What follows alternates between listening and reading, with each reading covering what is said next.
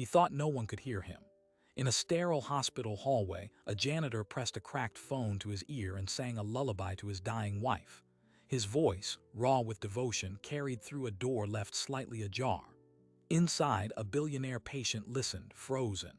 He heard the love and then he heard the despair. The man couldn't afford her treatment. In 30 seconds, a life built on billions would shatter, rebuilt on a single act of mercy. That janitor was James Carter. His wife, Elena, was fighting late-stage cancer in a room down the hall, a battle they were losing to medical bills that devoured his $33,000 a year salary. The man who heard him was Arthur Vance, a tech billionaire recovering from minor surgery, utterly isolated in his penthouse suite. Two men, one corridor, a system designed to keep them worlds apart. But in that raw, unguarded melody, Arthur heard something that his fortune had never bought, a love worth everything. And he was about to ask a question that would change both their lives forever. What would you do for the person you love most when the world says you can't afford to save them? James Carter's life ran on a brutal, precise schedule. From 4 a.m. until 1 p.m., he cleaned the very hospital where his wife was dying. He mopped floors in the oncology wing, emptied bins filled with the debris of other people's pain, and wiped down windows that looked into rooms where families had hope or money or both. He worked for $15.89 an hour. After taxes and the cost of his own bare-bones hospital insurance, he took home about $2,000 a month. Elena's diagnosis had come 18 months ago, stage 4 pancreatic cancer. The first-line treatment failed. The second-line treatment, a specialized immunotherapy, showed promise. It also carried a price tag of $12,000 per infusion every 3 weeks. Their insurance, the same plan offered to all hospital staff, denied it. They called it experimental. Elena's oncologist called it her best chance. James appealed. The denial was upheld. So he did what 1 in 6 American families drowning in medical debt does. He emptied their savings. The $7,000 they'd scraped together over 5 years vanished in 2 months. He maxed out their credit cards. Another $11,000 gone. He took a second job stocking shelves overnight at a grocery store, adding 20 hours to his week, stealing sleep in his car between shifts. It wasn't enough. The debt became a living thing in their apartment, a third presence sitting at the kitchen table, growing larger each time a new bill arrived. $50,000, then $80,000. The hospital's own financial assistance office, which by law was supposed to help, had a labyrinthine application process. James filled out the forms 3 times. Each time, a different piece of documentation was deemed insufficient. A missing pay stub from 2 years ago. A bank statement that didn't cover the correct date range. The system wasn't designed to help. It was designed to exhaust. Elena, once a vibrant kindergarten teacher whose classroom was a universe of color and laughter, was now confined to a hospital bed in their living room. The pain was constant, managed by medications James sometimes had to ration because even with coupons, the copays were $50 he didn't have. Her only solace was his voice. Every day during his 30-minute break, he would call her. He'd find a quiet corner, often that same empty hallway near the supply closet, and he would talk to her. He'd tell her about the silly things he'd seen. A child's lost teddy bear returned, the morning light on the polished floors. And then, because she asked for it every single time, he would sing. An old lullaby her mother used to sing to her. His voice was rough, untrained, but it carried every ounce of love and despair he could not put into words. It was the one thing he could give her that no bill could take away. In the penthouse suite on the same floor, Arthur Vance was surrounded by everything and nothing. His suite wasn't just a room. It was a curated silence. Soundproofed walls, a view of the city skyline, a private nurse checking his vitals every 4 hours after his routine arthroscopic knee surgery. His net worth, estimated by Forbes at $4.2 billion, was built on a simple, ruthless premise. His company, Vance Health Technologies, created software that helped hospitals manage patient flow and billing efficiency. He had revolutionized operational profits. He understood the healthcare system as lines of code and quarterly returns. He did not understand it as a man singing a broken lullaby to his wife because he couldn't afford to hold her hand. Arthur's isolation wasn't just physical. Since selling his controlling stake 2 years prior, he had drifted. The purpose that had fueled 80-hour weeks for decades was gone. He was surrounded by advisors, assistants, and yes men, and he had never been lonelier. The sound of James's singing didn't just drift through his door that afternoon. It penetrated a barrier Arthur hadn't known was there. It wasn't the melody. It was the ache in it. A raw, unvarnished truth that existed in a different universe from boardroom presentations and stock options. Arthur stood, wincing at the pull in his knee, and moved to the doorway. He saw a man in blue janitorial scrubs, slumped against the wall, eyes closed, a cheap phone held like a lifeline. Arthur listened until the song faded into a whispered, "I love you. I'll figure it out. I promise." Then he watched James Carter take a deep, shuddering breath, square his thin shoulders, and walk back toward the elevators, the mop bucket waiting. The question that had formed in Arthur's mind wasn't about charity. It was about failure. His failure. The system his life's work had optimized was the very machine grinding this man into dust. He didn't call for his assistant. He didn't pull out his checkbook. He did something he hadn't done in years. He investigated. He asked his nurse, a kind woman named Marcia, if she knew the janitor who worked this floor. She did. Everyone knew James. Hardest working man in the building, she said. Comes in early, never complains. His wife's real sick, I hear. Arthur asked if she knew with what. Cancer, she said softly. Real bad. Arthur Vance then committed a small, deliberate act of intrusion. He used the patient portal on his tablet, not to check his own lab results, but to navigate to the hospital's internal directory. He looked up Alina Carter.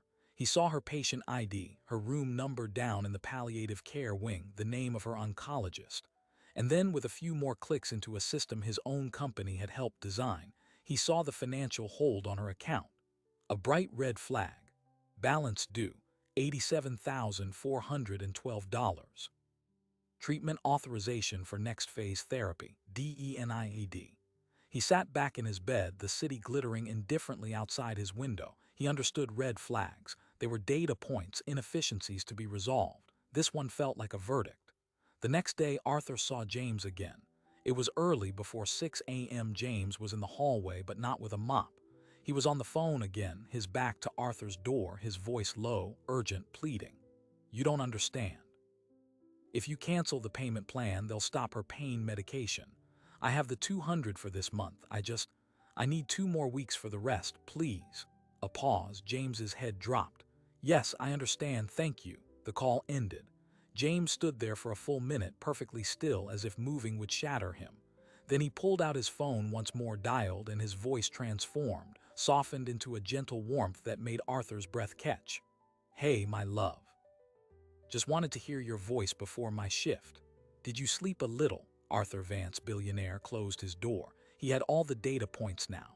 The man, the disease, the debt, the machine-like cruelty of the denial, and a love so formidable it fought with nothing but a lullaby. The question was no longer what he had heard. The question was what he was going to do about it. He picked up his own phone, but he did not call his banker. He called his driver. Bring the car around, he said. I'm going for a walk. And for the first time, Arthur Vance left his penthouse suite not for a corporate meeting, but to follow a janitor down a fluorescent-lit hallway into the heart of a battle he finally understood. Arthur Vance found James Carter in a supply closet, counting out insulin pens he wasn't supposed to take. The janitor froze, his hands hovering over the open box, a look of pure animal fear in his eyes. He wasn't stealing painkillers. He was taking the expired, soon-to-be-discarded insulin for his own diabetes, a condition he'd been neglecting for months to pay for Alina's care. For a long moment, the two men just looked at each other, one in a $5,000 cashmere robe, the other in stained blue scrubs, caught in an act of survival. Then Arthur did the last thing James expected. He closed the door softly behind him. I heard you singing yesterday, Arthur said, his voice low, to your wife. James's face closed off, a defensive mask sliding into place. "I'm sorry if I disturbed you, sir. It won't happen again." "That's not why I'm here," Arthur said, and then, with a directness that bypassed a lifetime of corporate nuance, he asked, "How much do you need to save her?" James laughed, a short, hollow sound. "More than you could imagine, sir. Try me." James looked at him, really looked at him, and saw not pity but a furious, focused intensity. He named the number. "The treatment she needs costs $12,000 every 3 weeks. Indefinitely. We owe the hospital $87,000. So more than I will make in 10 years, more than exists." Arthur didn't flinch. "And if money wasn't an object, what would her doctor do?" "There's a clinical trial at MD Anderson," James said, the words wrote as if he'd recited this hopeless dream 1,000 times. "It's her best shot, but it's for patients with specific genetic markers and the travel, the housing. It's for people with resources," Arthur finished. He nodded once. "Give me your phone." Warily, James handed over his cracked smartphone. Arthur programmed a number into it. "That's my personal line. In 1 hour, a man named David Chen will call you. He runs my family office. Tell him everything you just told me. Every detail, every bill, every denial. He will make it disappear." James stared at the phone as if it were a live wire. "Why? Why would you do that?" Arthur's gaze drifted to the box of insulin pens. "Because a system I helped build is forcing a good man to steal medicine to stay alive while he watches his wife die. That's not efficiency, that's moral bankruptcy." He turned to leave, then paused. "And James, your voice, it's the most honest thing I've heard in 20 years. Don't ever stop singing to her." Then he was gone. James stood in the closet, shaking. An hour later, his phone rang. David Chen was a human algorithm of calm competence. Within 48 hours, he had done the impossible. He had contacted the hospital's billing department, not as a patient's family, but as Arthur Vance's representative. The $87,000 debt was flagged, reviewed, and quietly converted to a grant from the hospital's charitable fund, a fund that, David noted dryly to Arthur, had been underspent by millions last quarter. He contacted MD Anderson. Alina Carter's tissue samples were re-examined. She was a match for the trial. A private medical jet was arranged for the following week. All costs covered, no liens, no strings. James was given a paid leave of absence from the hospital. He thought it was over, a miracle. But Arthur Vance was just getting started. He was a man who solved problems by understanding systems, and now he saw the system clearly. He installed himself in the hospital's administrative wing, using his status as a major donor and former vendor to request meetings. He wanted to see the algorithms, the ones that determined patient payment plans, that flagged accounts for collection, that prioritized treatments for approval. He was shown into a room of glowing servers by a nervous IT director. "This is the core adjudication engine," the director said, pointing to a line of code. "It runs the cost-benefit analysis on every treatment request against the patient's insurance profile and financial history." Arthur scanned the code. He saw his own company's logo, Vance Health Technologies, on the login screen. This was his software, his legacy. It was designed to maximize hospital revenue by minimizing payouts. It was doing exactly what he'd built it to do. But now he saw the human variables it erased. The James Carters, the Alinas. He asked for the denial report on Alina Carter's immunotherapy. The director pulled it up. The screen displayed a cold logic treatment, immunotherapy drug alpha, estimated cost $312,000 annual, patient financial risk score 98/100 high, likelihood of full recoupment 12%, recommendation deny, alternative palliative care protocol. Arthur felt sick. He had literally monetized despair. He turned to the director. "How many patients last month got this recommendation?" "I'd have to run a report, but hundreds. It's standard for high-cost, low-probability treatments."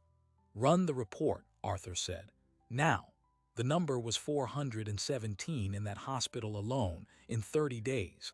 417 people told to prepare to die because an algorithm decided they weren't worth the investment.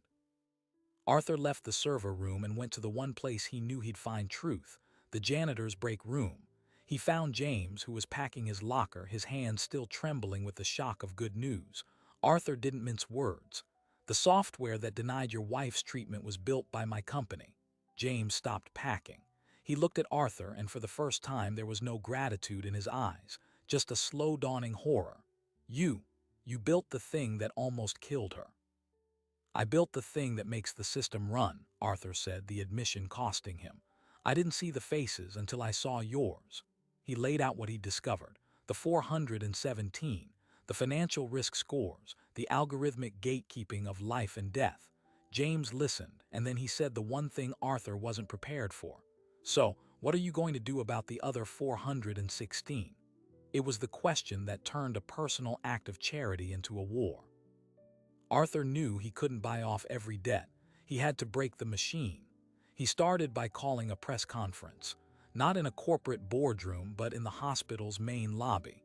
He stood before a hastily assembled group of reporters with James Carter silently at his side. He didn't announce a donation. He announced a lawsuit.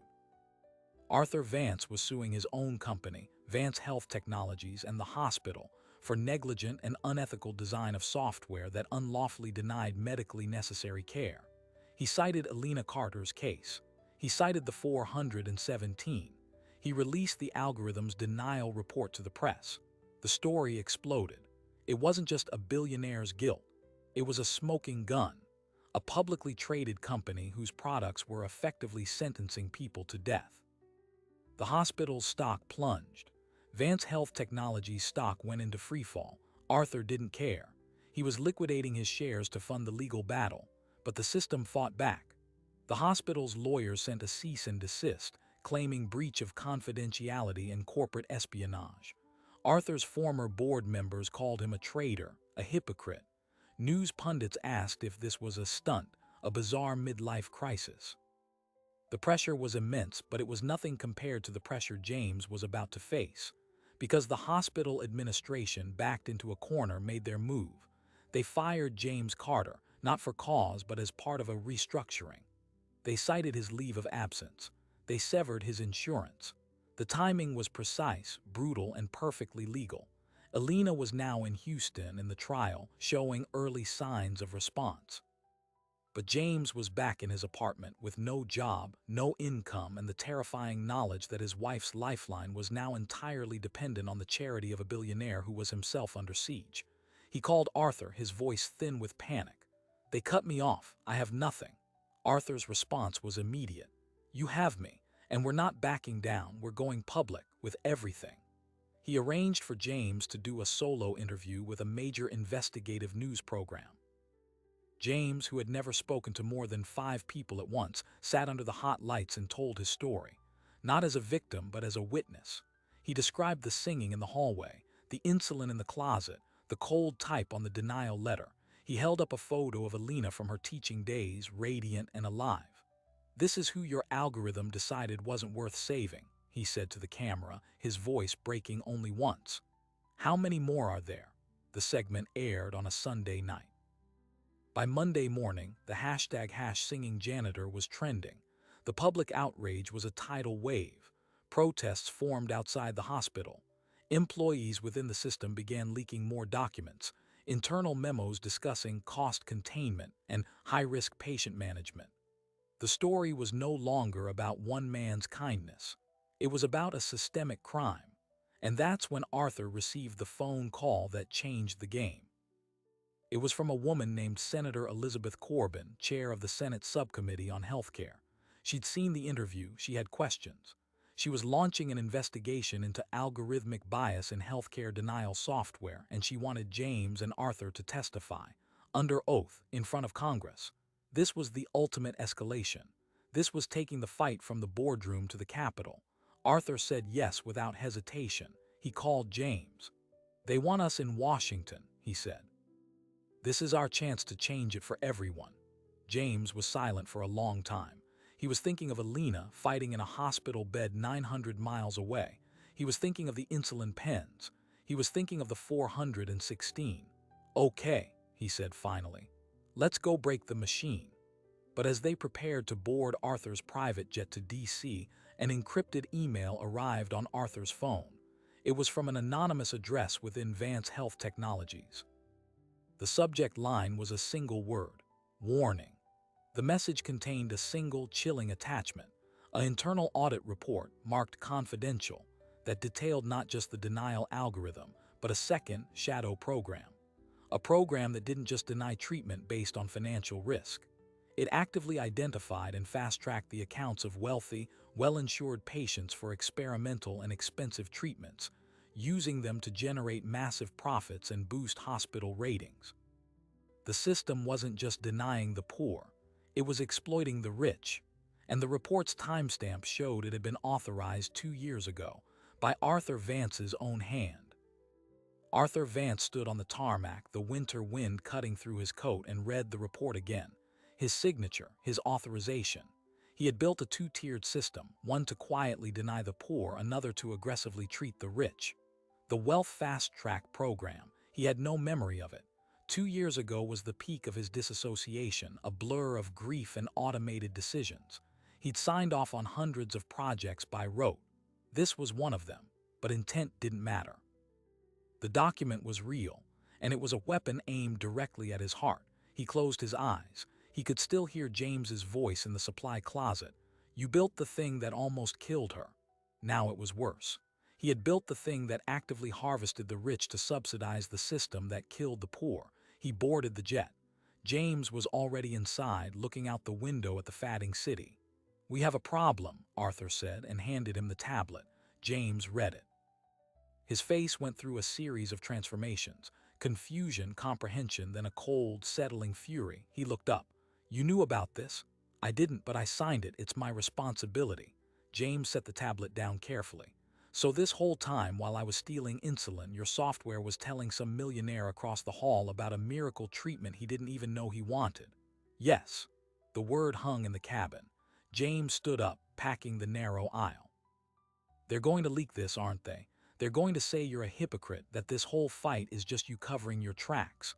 Probably, Arthur said. Then we lose. The story becomes about your guilt, not the system. Unless, Arthur said, a plan forming with desperate clarity, we release it first. James stopped packing. What? We take this document and we give it to Senator Corbin. Tonight, before we testify, we show her the whole rotten architecture.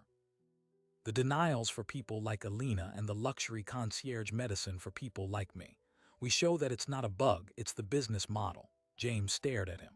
You're willing to do that, to publicly admit you created a monster. I am the monster, Arthur said quietly. The only way to kill it is to show everyone what it looks like from the inside. That night, in a secure hotel suite in Washington, D.C., they met with Senator Corbin and her chief counsel. Arthur laid out the document. Explained his role. He did not minimize or excuse. The senator, a woman with sharp eyes and a reputation for dismantling corporate obfuscation, listened without interruption. When he finished, she leaned forward. Mr. Vance, what you're describing is more than negligence. It's a deliberate, profit-driven stratification of healthcare that violates every principle of medical ethics and potentially the law. This Wealth Fast Track program, you have any idea how many patients were affected? The report doesn't say, but we can find out. The data exists in the same servers that flagged the 417 denials. Senator Corbin nodded. We'll subpoena it, all of it. But understand, by coming forward with this, you are painting a target on your back. Your former company, the hospital networks, the entire healthcare industrial complex will come for you. They will try to destroy your credibility, your fortune, and your sanity. Arthur looked at James. They already tried. They fired him. They're coming. We might as well meet them on the field we choose. The testimony before the Senate subcommittee was not the sober, procedural affair they expected. It was a media circus. The gallery was packed. Camera flashes popped like silent gunfire. James Carter, in a borrowed suit, sat at the witness table, Arthur Vance beside him. Senator Corbin began. Mr. Carter, you are here because you experienced a profound injustice. Can you tell this committee in your own words what happened to your wife? James did. He spoke for 20 minutes. He described the lullaby. He described the insulin. He described the feeling of the algorithm's decision as a physical weight. He did not cry. His testimony was more powerful for its steady, factual rage. Then it was Arthur's turn, and Senator Corbin did not ask him about James. She held up the Wealth Fast Track document. Mr. Vance, is this your signature? It is. You authorize this program. I signed the authorization. I take full responsibility. What does this program do? Arthur explained. He used plain language. He described how the software identified wealthy, well-insured patients and steered them toward high-profit, often experimental treatments, maximizing hospital revenue. He explained how the profits from this program helped offset the losses from treating the uninsured, creating a perverse financial incentive to deny care to the poor. The gallery erupted in murmurs. A senator from the opposing party seized his chance. So let me get this straight, Mr. Vance. You got rich building a system that denies care to the poor, and then you got richer building a system that overtreats the rich. And now you're here as some kind of whistleblowing hero. This isn't testimony. It's a confession. Arthur met the man's gaze. You're correct, Senator. It is a confession. I am confessing that I and the industry I helped build have created a medical caste system, and I am here to help you dismantle it. He turned to the committee. I am submitting for the record not only this document but the full data architecture of the Vance Health Technology software, every line of code, every algorithm. I am giving you the keys to the kingdom. Use them to regulate it, or better yet, to break it. The silence in the room was absolute. He had just handed over his life's work to the government. The fallout was instantaneous and brutal. By the end of the day, Arthur Vance was sued by his former company for theft of intellectual property and breach of fiduciary duty. The hospital network filed a countersuit against him and James for defamation. His personal assets were frozen pending litigation. The media narrative split. Some hailed him as a rare billionaire with a conscience. Others painted him as the architect of his own downfall, a hypocrite seeking redemption at the expense of shareholders. Through it all, James stayed. He moved into a guest room at Arthur's D.C. apartment.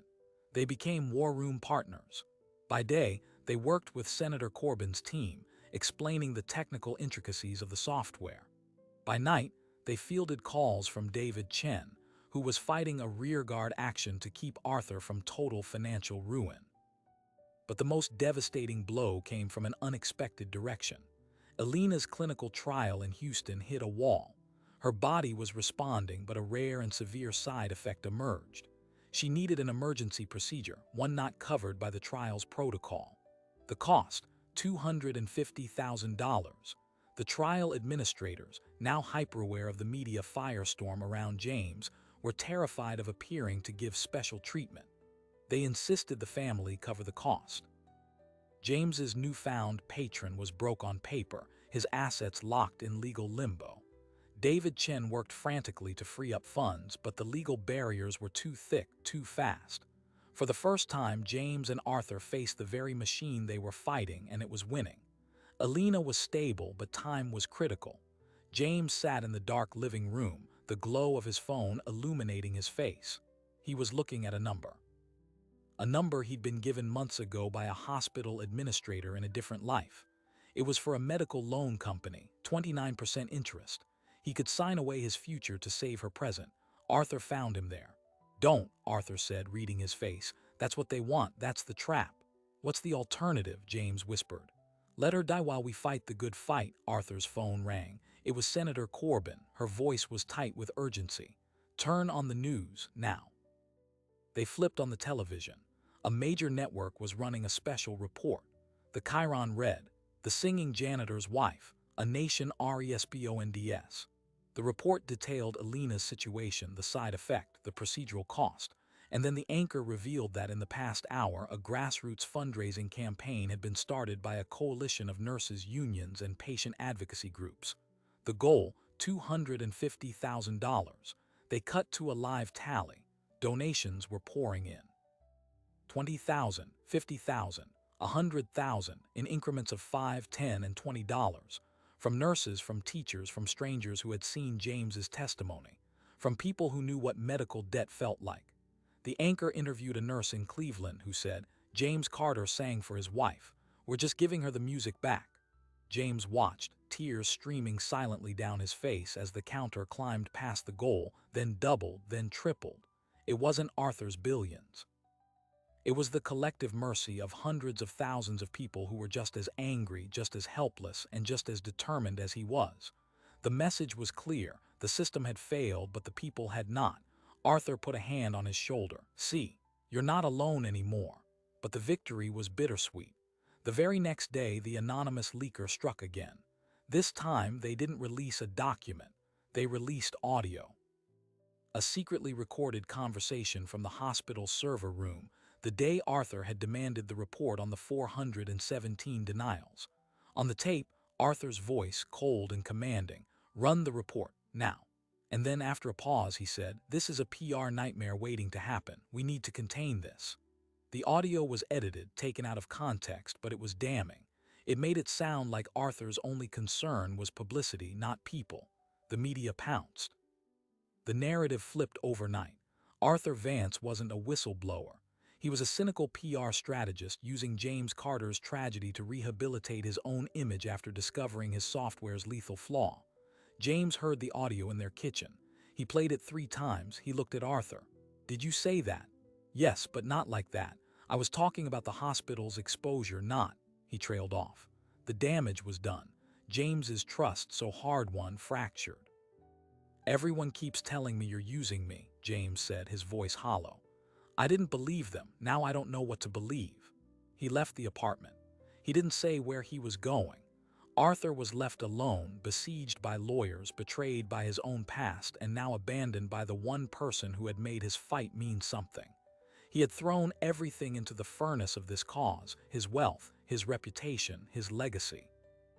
And as he sat in the silent, opulent apartment, he realized with chilling clarity that he might have just burned down the only bridge that mattered. The fight for the system had escalated into a war, and the war had just come home. For 3 days, James Carter was gone. He boarded a flight to Houston with the donated funds, walked into his wife's hospital room and held her hand. He did not answer Arthur's calls. He needed to be where the fight was simple, a human hand in his, a heartbeat on a monitor. The emergency procedure was a success. Alina stabilized. The trial could continue. The crisis was averted, but the silence between Washington and Houston was a chasm. Arthur, meanwhile, was navigating a different kind of ICU, a legal one. The lawsuits multiplied. The legal fees were bleeding the last of his liquid assets. His public image was in tatters. The edited audio clip played on a loop on cable news. The narrative of the cynical billionaire solidified. He prepared to give his final, solo testimony to the Senate committee, expecting to be ritually dismantled. He assumed James would never speak to him again. But James was doing his own investigation. He sat by Alina's bedside, his laptop open, and he listened to the full, unedited audio file of Arthur in the server room. A tech-savvy nurse whose brother was a sound engineer had helped him retrieve it from the hospital's security server backup. The full context changed everything. Arthur's cold command, "Run the report now," was preceded by a quiet, furious question. "How many people has this already killed?" And the damning line about a PR nightmare was part of a longer sentence. "For the hospital, this is a PR nightmare waiting to happen for them. We need to contain this by exposing it completely." James played it 3 times. He thought of the insulin pens. He thought of Arthur closing the supply closet door. He thought of a man willing to bankrupt himself to break a machine. The doubt evaporated, replaced by a solid, certain shame. Had allowed the noise of the world to drown out what he knew to be true. He called Arthur. When Arthur answered, his voice was flat, drained of all its usual force. "James." "I heard the real tape," James said. "I'm sorry, I should have asked, I should have known." A long pause. He could hear Arthur's measured breath. "You had every right to doubt me. The evidence was compelling." "I'm coming back," James said. "Alina's stable. She told me to go. She said our fight isn't here, it's there. You don't have to." "I know, I'm testifying with you. We finish this together." The morning of the final hearing, they met in the hallway outside the Senate chamber. They didn't hug. They simply nodded at each other, a mutual, unspoken reset. When they took their seats at the witness table, the room felt different. The circus atmosphere was gone, replaced by a grave, judicial weight. Senator Corbin began with Arthur.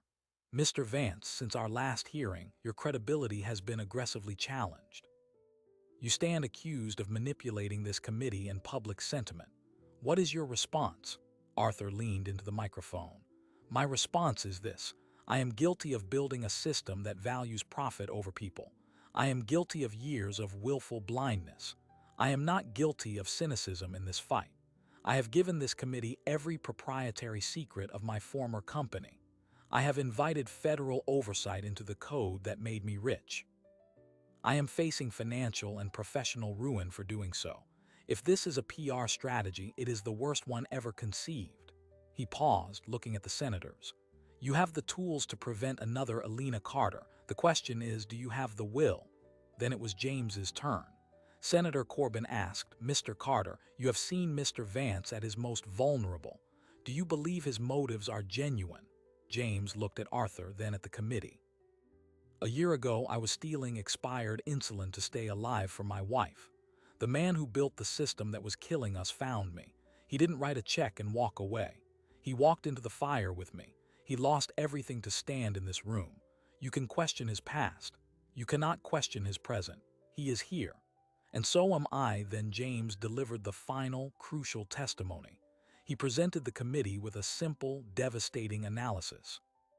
Using the data Arthur had provided and cross-referencing it with public mortality statistics, his nurse friend in Houston had helped him draft a one-page report. It estimated that the algorithmic denial protocols at just one hospital network over 5 years were statistically linked to over 1,000 excess patient deaths. Not just denials, deaths. The number hung in the air, a silent explosion. The hearing ended not with theatrics, but with a somber promise from Senator Corbin. Comprehensive legislation, dubbed the Carter-Vance Medical Algorithm Accountability Act, would be drafted within 60 days. The momentum was now unstoppable. The consequences unfolded like dominoes. Vance Health Technologies, facing existential regulatory threat and irreparable brand damage, settled the lawsuit with Arthur for a single dollar and a full public admission of wrongdoing. The hospital network, exposed by the Wealth Fast Track program, entered into a massive settlement with the Department of Justice. Arthur's assets were unfrozen, but his fortune was halved by legal battles and the collapse of his stock. He didn't care. He used what remained to establish two entities. The first was the Carter-Vance Foundation, dedicated to providing emergency medical debt relief and legal advocacy for families trapped by algorithmic denials. James was named co-chair, with a salary that finally reflected his value. The second was a nonprofit tech cooperative. Arthur open-sourced the core code of his old software, inviting researchers and ethicists to rebuild it from the ground up with transparency and equity as its primary goals. He called it the Hippocratic Code. The final, surprising detail emerged a month later. The anonymous leaker within Vance Health Technologies came forward. It wasn't a disgruntled executive or a rival. It was a young data integrity analyst named Chloe Mendez.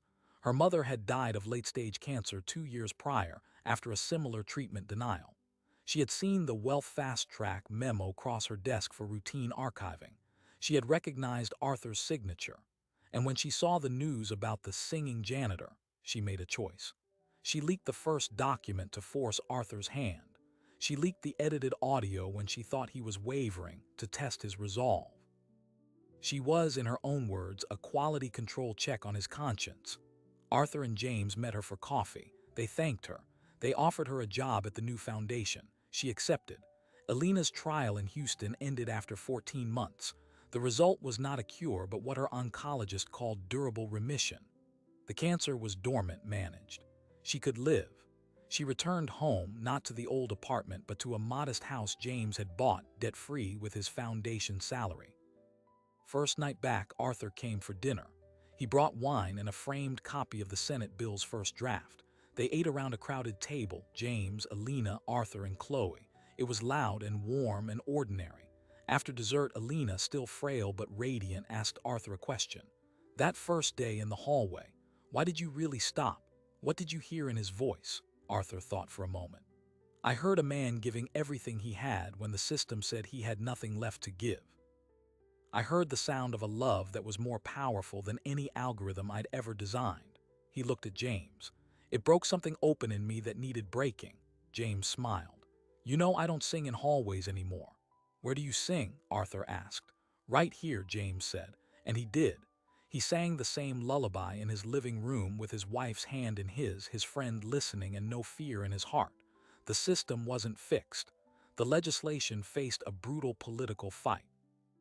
Thousands were still in medical debt. But a line had been drawn, a precedent set. The algorithm was no longer a black box.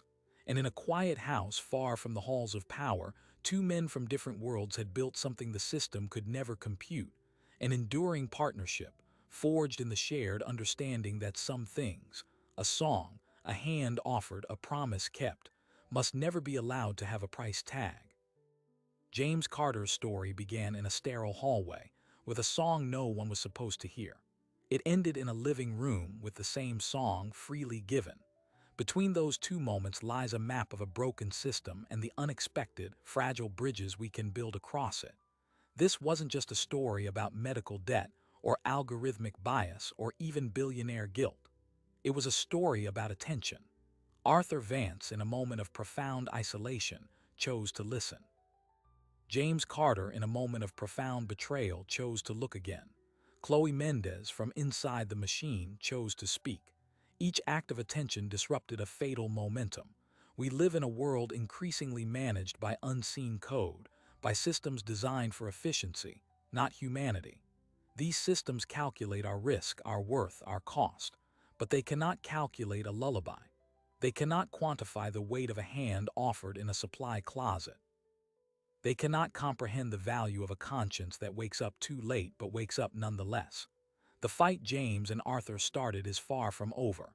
The legislation faces hurdles.